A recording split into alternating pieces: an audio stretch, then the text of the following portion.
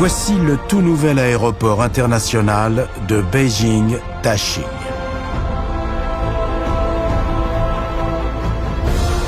Encore en cours de construction, il devrait devenir le plus grand aéroport du monde.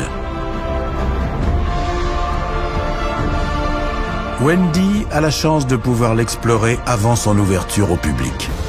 J'en reviens pas. C'est fou la hauteur du plafond. Toutes ces courbes et ces ondulations sont incroyables.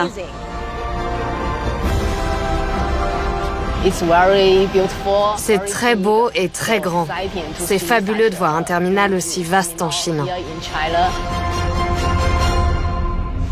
Ce chantier est une référence pour la construction aéroportuaire.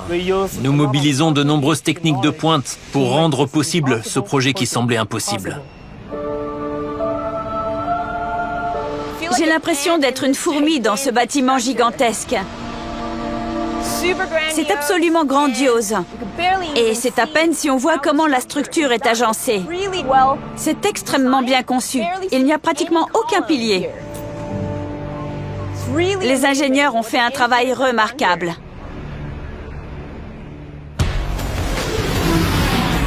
L'ensemble du site occupe plus de 45 km², soit les 2/3 de la superficie de Manhattan.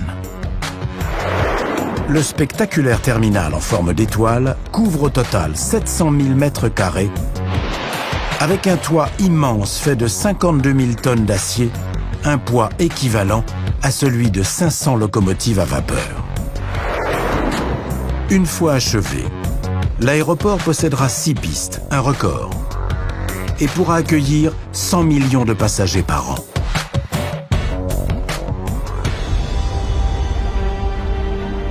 Une fois la forme générale du terminal établie, la toiture a pu être mise en place.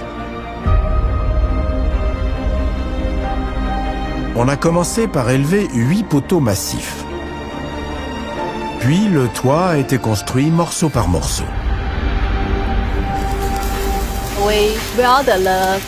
On a soudé les barres et les nœuds au sol, puis on a soulevé le tout.